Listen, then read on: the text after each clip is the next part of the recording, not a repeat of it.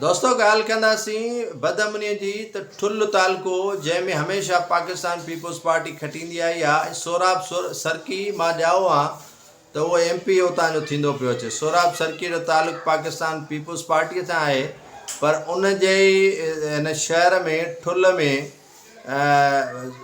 एतिरो ना कंहिं ज़ुल्म भत्ताखोरनि जो तव्हां सोचे बि नथा सघो। ज़मींदारनि खां भत्तो वरितो थो वञे त वाटर जी खोटराई कयो था पैसा ॾियो, अगर पोखाई कयो था पैसा ॾियो। हाणे ताज़ो ई अब्दुल बासित खोसो आहे, ठुल्ह जो हिकिड़ो जनरल स्टोर जो मालिक आहे, उनखे भत्ते जे लाइ पर्चियूं 2 हमला उन ते थी चुका आहिनि। भत्ते जे लाइ उनखे पर्ची आई अब्दुल बासित खोसे खे। जॾहिं उन भत्तो अदा न कयो त उन जे जनरल स्टोर खे बाहि ॾेई साड़ियो वियो। अॻे में तव्हां ॾिठो हूंदो त हाफ़िज़ जेको हितां जो यूनियन जो अॻुवाण बि हुयो, उनखे क़त्ल कयो वियो। उनखां पोइ काफ़ी माण्हू हिते ठुल्ह शहर में क़त्ल कया विया। मजाला जो सोराब सरकी हुन ते ॻाल्हाए, मजाला जो हुनजी जेको आहे सो माना अखि थी निकिरे बदअमनी ते ॻाल्हाइण खे।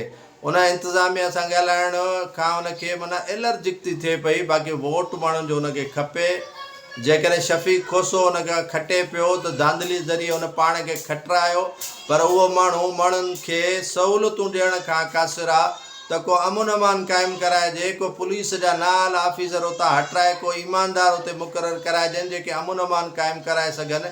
आख़िर ठुल्ह जा माण्हू, ठुल्ह तालुके जा माण्हू केसीं ताईं इहो भत्तो ॾींदा रहंदा, केसीं ताईं ॾुआरनि जे हथां यरगमाल थींदा रहंदा, केसीं ताईं सोराब सरकी साहिबु तव्हां ख़ामोश रहंदव, तव्हां आरामी हूंदव, तव्हां कराची खे घणो वक़्तु ॾींदव, केसीं ताईं ठुल्ह जे माण्हुनि सां इहे ज़्यादतियूं थींदियूं रहंदियूं।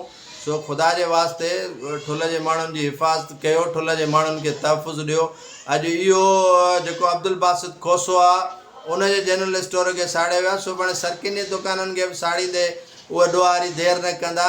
एतिरा बासर ॾुआरी थी विया आहिनि जो तव्हां उन्हनि जे लाइ को लफ़्ज़ ज़बान मां नथा कढी सघो, उन्हनि जे लाइ हिकिड़ो अल्फाज़ नथा जेको आहे कढी सघो। सो इदारनि खां मुतालबो आहे त महिरबानी करे ठुल्ह जी जेका बदअमनी आहे उन ते कंट्रोल करे ऐं माण्हुनि खे तहफ़ुज़ फ़राहम कयो वञे।